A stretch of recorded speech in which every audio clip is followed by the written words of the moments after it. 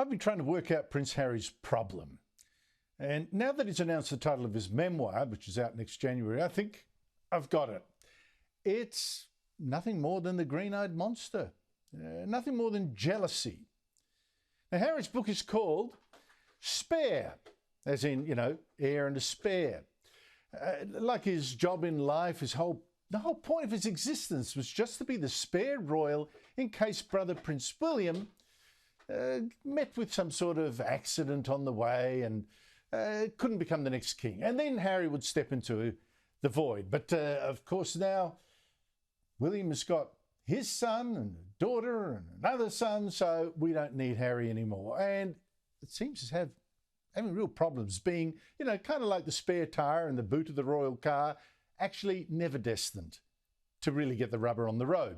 Now, if you think I'm interpreting the title, poor me, I'm the heir, I'm the spare, not the heir, when we're yet to see a word of the contents, check the title of the book in other countries where the heir and spare line doesn't quite translate. In Spanish, the book is called Life in the Shadows. In other countries, it's Reserve or even Leftovers. Poor leftover Harry, pining in the shadows. Now, Harry himself says his book is about his personal journey from trauma to healing. Healing? Sounds like someone's still wallowing instead, or exploiting even. And I think something's been missed by the people who still think that Harry deserves their tears.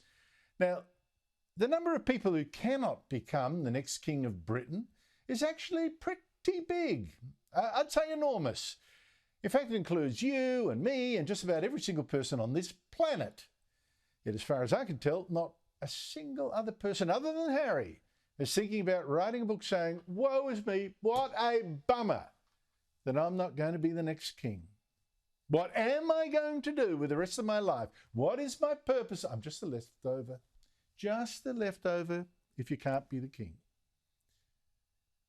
Now, why is Harry still moaning about it?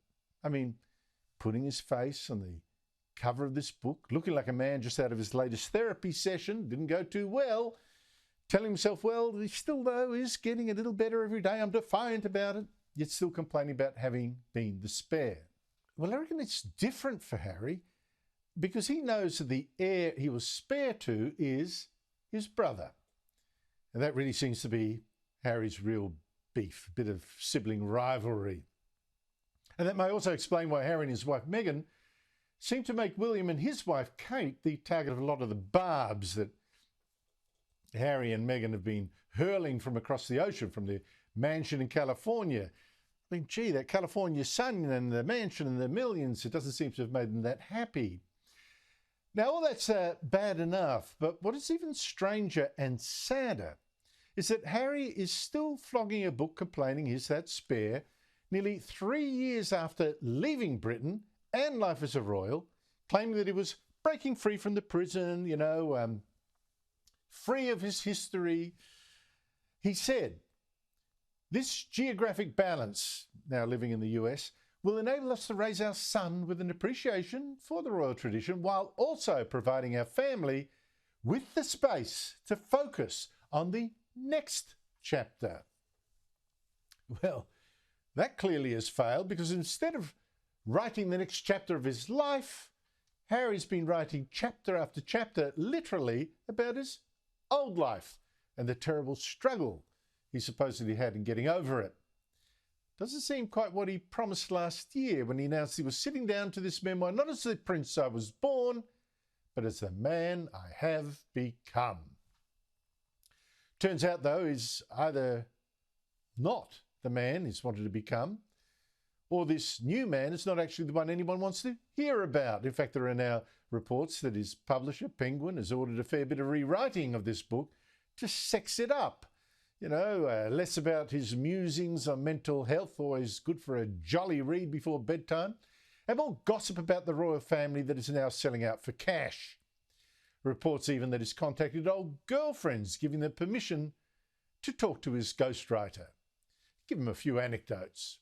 And it's a ghostwriter because Harry can't even be trusted to tell his own life story in a way that sells. But here we go again. Instead of escaping his past, Prince Harry seems to be recreating it. Once he was dead keen that girlfriends didn't talk to the media. He couldn't bear that intrusion, his loss of privacy. Now he actually wants that attention again, his private life trawled over. Just like his thinking is, well, gee, life is a spare was actually not that bad. Oh no, his father the king has now even taken over Harry's old role, one that he really loved as Captain General of the Royal Marines. I mean, poor Harry, robbed of another honour that came with being a spare. Another perk. Gee, there were a lot of them, now that he probably comes to think about it. So it's torn, isn't he? I want a different life, but wait, I do want to keep that. I want to write a new chapter of my life. No, wait, I really want to write some more chapters first of the old one. I want to cut loose. Well, what I want to do is exploit my family for more money, for millions. Now that is enough to drive a man spare, hating the thing that is the most interesting thing about him. Or the only interesting thing, to be honest.